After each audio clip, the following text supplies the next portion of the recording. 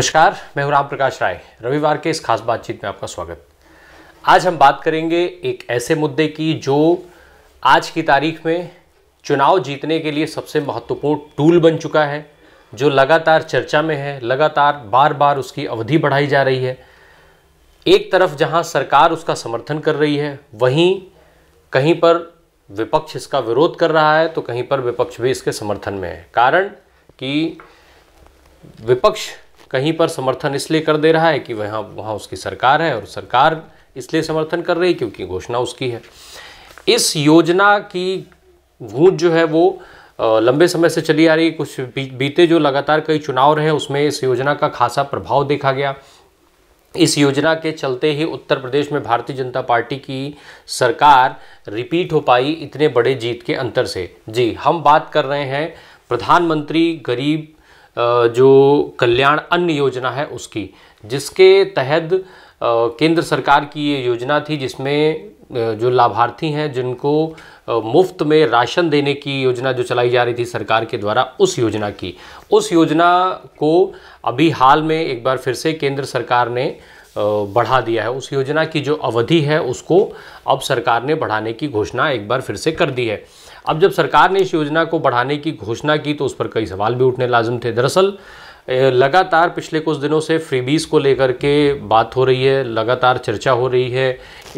Freebies को लेकर के मामला कोर्ट पहुंचा हुआ है, कोर्ट में इसका कोर्ट में इसकी लगातार बहस चल रही है, और इस बात पर ये चर्चा जा करके अटकी हुई है कि आखिर फ्रीबीज को डिफ़ाइन कैसे किया जाएगा, किस तरीके से कहा जाएगा कि क्या फ्रीबीज में आता है, क्या फ्रीबीज में नहीं आता है। तो इसकी खैर इस सवाल पर हम बाद में बात कर लेंगे। पहले हम लौटते हैं उस खाद्यान्न योजना और मुफ्त राशन की बात पर। दरअसल ये जो मुफ्त राशन की बात है वो इसलिए बेहद महत्वपूर्ण हो जाती है कि इसकी जब योजना की शुरुआत हुई थी तब ये केवल 3 महीने के लिए शुरू हुआ था। ये अप्रैल, मई और जून 2020 के लिए इसकी शुरुआत हुई थी, जिस समय देश में कोरोना की लहर चल रही थी और कोरोना महामारी के चलते जो तमाम रोज़गार ख़त्म हुए थे, रोज़गार बंद हुए थे, चीज़ें बदली थी, उसके तहत सरकार ने इसको मुफ्त राशन की शुरुआत की थी। हालांकि वास्तविक रूप में इस योजना की जो शुरुआत है वो साल 2013 में तब हुई थी जब कांग्रेस की सरकार थी, और उस समय कांग्रेस ने जो है राष्ट्रीय खाद्य सुरक्षा अधिनियम यानी NFSA को लागू किया था, जिसके तहत जो है वो ऐसे लोगों को खाद्यान्न उपलब्ध कराए जाने की बात थी। BPL कार्डधारी जो लोग हैं उनको राशन दिया जाता था। तो इस योजना के अंतर्गत भी जो ये BPL कार्डधारी हैं उनके प्रति व्यक्ति जो है हर महीने 5 किलो अनाज उनको दिया जाता है, जिसमें गेहूं, चावल और इस तरीके की चीज़ें होती हैं। बाद में सरकारों ने उसमें तेल, चीनी, शुगर और क्या क्या चीज़ें बढ़ाई भी थी कोविड के तहत। तो ये जो योजना थी, इस योजना का चुनावी लाभ कैसे लिया गया हम आपको ये भी बता देते हैं। दरअसल इस योजना जब इस योजना की अवधि 3 महीने की शुरुआत थी, उसके बाद जब ये योजना ख़त्म हो रही थी तो फिर इसे नवंबर 2020 तक के लिए बढ़ा दिया गया था। अब नवंबर 2020 तक के लिए जब इसे बढ़ाया गया तो उस समय टारगेट था बिहार विधानसभा का चुनाव। बिहार में उस समय विधानसभा के चुनाव होने थे जो सितंबर-अक्टूबर में हुए, जिसका फ़ायदा भारतीय जनता पार्टी को मिला। वहाँ पर भारतीय जनता पार्टी की सीटें बढ़ीं। हालांकि बाद में कई सारे सियासी हालात जो है, सरकार बनी, फिर सियासत पलटी, ये चीज़ें बिहार में हुई। इसके बाद फिर से जब इस योजना की अवधि खत्म होनी थी तो इसे जून 2021 तक बढ़ा दिया गया। इसमें इस अवधि में टारगेट किए गए 5 राज्यों के चुनाव, जिसमें पश्चिम बंगाल, असम, तमिलनाडु, केरल और पुडुचेरी थे। इसके बाद फिर से इस योजना की अवधि को बढ़ाया गया, तब मार्च 2022 के लिए कर दिया गया, जिसमें कई महत्वपूर्ण चुनाव के साथ 5 राज्यों के जो महत्वपूर्ण चुनाव थे, जिसमें उत्तर प्रदेश, उत्तराखंड, पंजाब, गोवा और मणिपुर के विधानसभा के चुनाव थे। फिर इसके बाद अब इस योजना को सितंबर 2022 का जब इसका 6ठा चरण खत्म हो रहा था तो इसे 1 साल के लिए फिर से बढ़ाने की घोषणा कर दी गई है। अब इस योजना को जब घोषणा बढ़ाने की 1 साल के लिए कर दी गई है, तब हम जरा चुनावी गणित को भी समझ लेते हैं। चुनावी गणित जो है वो साल 2023 के हिसाब से साल 2023 में जो है वो 9 राज्यों के विधानसभा के चुनाव होने हैं, जिसमें मध्य प्रदेश, छत्तीसगढ़, कर्नाटक, राजस्थान, तेलंगाना, मेघालय, त्रिपुरा, नागालैंड और मिजोरम के राज्य आते हैं। अब हम इन सारे चुनावों से अतिरिक्त जब हम 2024 के लोकसभा चुनाव पर जाते हैं तो एक बड़े रूप में एक तस्वीर उभर करके सामने आती है। बार बार साल 2023 के जो विधानसभा चुनाव जिन राज्यों में होने हैं उन राज्यों के लिए कहा जा रहा है कि इन चुनावों के परिणामों से 2024 के जो चुनाव का परिणाम होगा उसकी काफ़ी तस्वीर जो है वो निकल करके सामने आ जाएगी। ऐसे में जो साल 2024 में जब लोकसभा का चुनाव होना है उसमें ये जो 2023 के विधानसभा चुनाव इसलिए महत्वपूर्ण हो जाते हैं क्योंकि ये जो 9 राज्य हैं इनमें लोकसभा की लगभग 116 सीटें आती हैं। उसमें भी जो 5 बड़े राज्य हैं उन 5 बड़े राज्यों में ही अकेले लोकसभा की 110 सीटें आती हैं, जिसमें मध्य प्रदेश है, छत्तीसगढ़ है, कर्नाटक, राजस्थान और तेलंगाना। इनको मिलाकर के लोकसभा की 110 सीटें हो जाती हैं।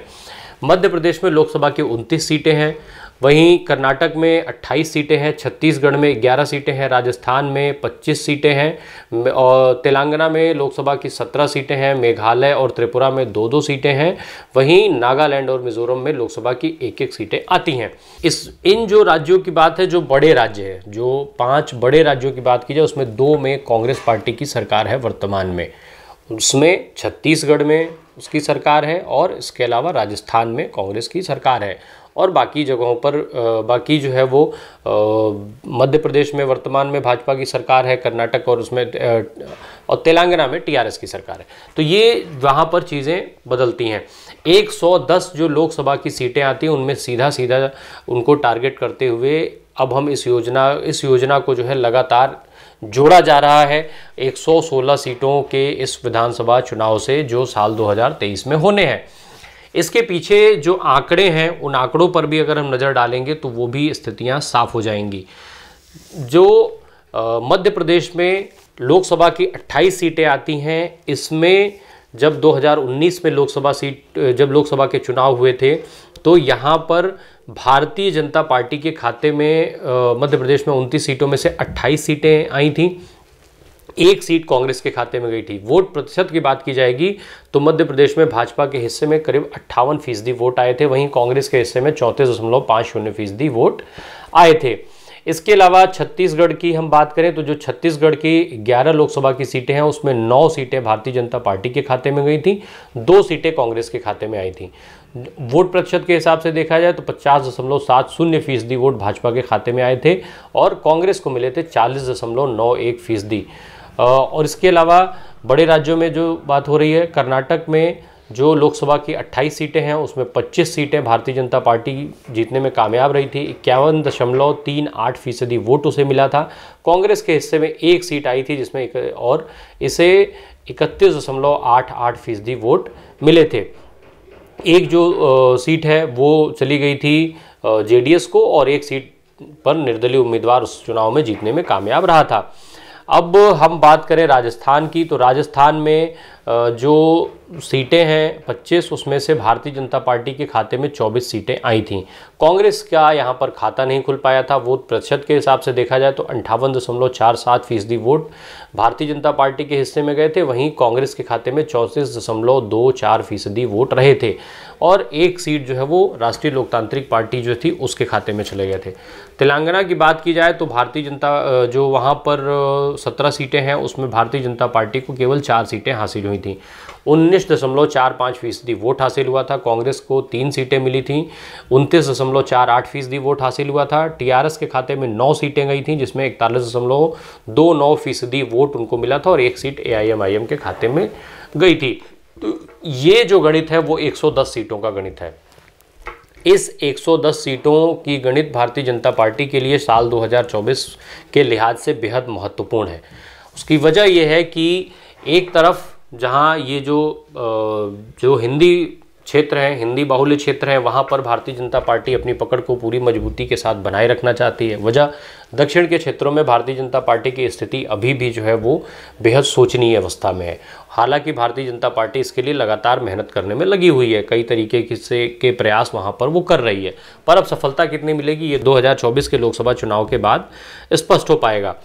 अब जब इन राज्यों में इस योजना से भाजपा को लाभ कैसे मिलने जा रहा है? दरअसल भारतीय जनता पार्टी इस योजना को 1 साल तक बढ़ा करके सीधे सीधे 5.5 करोड़ वोटरों तक पहुंच अपनी बना करके रखना चाहती है। जो ये योजना है वो जो प्रधानमंत्री गरीब कल्याण अन्न योजना है वो करीब करीब 70% लोगों तक सीधे इससे पहुंचने का टारगेट भारतीय जनता पार्टी उस टारगेट को देख करके चल रही है। लगभग 81 करोड़ लाभार्थी हैं। इन लाभार्थियों के हिसाब से देश में देखा ये एक बड़ी संख्या होती है। अब जब हम इन 5 राज्यों की बात करें जिनकी हम ऊपर गणित लेकर के चल रहे थे, तो उसमें करीब करीब 5.5 करोड़ लाभार्थियों की संख्या आती है। अब जब जो है 5.5 करोड़ लाभार्थी हैं, जिसमें मध्य प्रदेश में करीब 1.47 करोड़ हैं इनकी संख्या, कर्नाटक में 1.31 करोड़, राजस्थान में 1.31 करोड़, छत्तीसगढ़ में करीब 57 लाख, तेलंगाना में लगभग 90 लाख के आसपास। अब जब ये लाभार्थियों की जो संख्या है, तो अब ये तो वो हो गए जो बीपीएल कार्ड जिनके यहाँ हैं। अब जब हम वोट के लिहाज से बात करेंगे तो इनके कम से कम एक परिवार में 2 वोट आने ही आने हैं।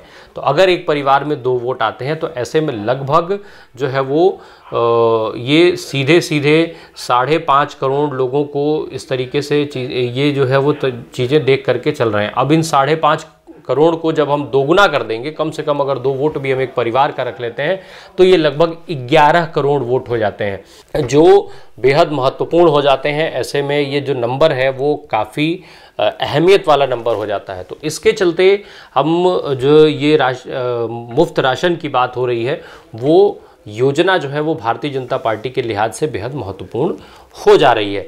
साथ ही साथ जब हम इस योजना की बात करते हैं तो जब इस योजना को जितनी बार भी एक्सटेंशन दिया गया, वो कहीं ना कहीं उस तरीके के राज्यों को, जो राज्यों के विधानसभा के चुनाव होने थे, उन चुनावों के मद्देनज़र ही उनको इस योजना को आगे बढ़ाया गया। साथ ही साथ उत्तर प्रदेश में जब भारतीय जनता पार्टी की जो जीत हुई, उसमें जब उसका विश्लेषण हुआ तो बार बार ये बात कही गई कि जो लाभार्थियों की संख्या थी, जो लाभार्थी थे, उन्होंने उत्तर प्रदेश में भाजपा की सरकार को दोबारा से स्थापित करने में सबसे महत्वपूर्ण भूमिका निभाई थी। इसके अलावा जो दूसरे राज्यों की जो चुनावी समीक्षा है वो भी कुछ इसी तरफ घूम रही थी। बार बार इस बात को कहा जा रहा था कि लाभार्थियों की जो बड़ी संख्या है उससे भारतीय जनता पार्टी सरकारों को लाभ हुआ, भारतीय जनता पार्टी को लाभ हुआ, और भारतीय जनता पार्टी उससे ज़्यादा से ज़्यादा लोगों तक उसने अपनी पहुँच बनाई। 81 करोड़ का जो संख्या है, जो लाभार्थियों की संख्या 81 करोड़ तक है, वो बेहद महत्वपूर्ण हो जाती है, और उन तक इस मुफ्त राशन योजना के सहारे भाजपा सीधे सीधे अपनी पहुंच बनाने में कामयाब रही। उसका अब भाजपा एक बार फिर से उन 81 करोड़ लाभार्थियों को टारगेट करके चल रही है, जिसकी बदौलत न केवल केंद्र बल्कि कई राज्यों में लगातार सरकारों की संख्या जो बढ़ रही है, और साथ ही साथ केंद्र के चुनाव जो 2024 में होने हैं उसके लिए उन 81 करोड़ वोटर्स को सीधे सीधे भारतीय जनता पार्टी अपने साथ जुड़ा हुआ मान रही है, और उनको और मजबूती से जोड़ने के लिए इस अन्य योजना को आगे 1 साल तक के लिए उसका एक्सटेंशन किया गया। अब इस एक्सटेंशन का विरोध भी हो रहा है। एक तरफ जहां देश में फ्रीबीज जो हमने ऊपर जिसकी चर्चा करके अधूरे में छोड़ा था, तो लगातार इस बात को लेकर के चर्चा चल रही है कि जो मुफ्त की रेवड़ियां बांटी जा रही हैं, जिसका जिक्र खुद प्रधानमंत्री अपने भाषण में करते रहे हैं, वो मुफ्त की रेवड़ियों पर सवाल उठाते हैं। वहीं दूसरी तरफ इस तरीके की योजनाएं भी चलाई जा रही हैं। आम आदमी पार्टी ने जब गुजरात में जब मुफ्त बिजली, मुफ्त पानी और इस तमाम की जब बात करना शुरू कर दिया, उसके बाद ही इस तरीके के भाषण की शुरुआत हुई। जब आम आदमी पार्टी के साथ साथ कांग्रेस पार्टी ने भी शुरुआत की, उत्तर प्रदेश के विधानसभा चुनाव में भी इस तरीके की योजनाओं की बात लगातार सभी दलों ने किया, चाहे वो कांग्रेस हो, भारतीय जनता पार्टी हो या दूसरी समाजवादी पार्टी, सबने कुछ ना कुछ मुफ्त देने की बात की। फिर अभी जो हालिया विधानसभा चुनाव हुए गुजरात और हिमाचल के, वहाँ भी मुफ्त देने की बात हुई तमाम राजनीतिक दलों के द्वारा। उसके पहले हालांकि भारतीय जनता पार्टी फ्रीबीज को लेकर के और बार बार वो सार्वजनिक मंचों से बोल रही थी कि इस तरीके से मुफ्त जो योजनाएं दी जा रही हैं उससे सरकारों पर बोझ बढ़ रहा है। अब जो बोझ बढ़ने की बात हुई, तो हम बताएं कि जो आंकड़े हैं वो करीब, जो अब इस योजना को जब 1 साल के लिए एक्सटेंड किया गया है तो इसमें करीब करीब 2 लाख करोड़ रुपए का खर्च होना है। यानी जो तमाम जो रिपोर्ट्स हैं उन रिपोर्ट्स पर नज़र डाली जाए तो उसके हिसाब से लगभग 1.5 लाख करोड़ रुपए का अतिरिक्त बोझ सरकार पर आता है इस योजना के सहारे।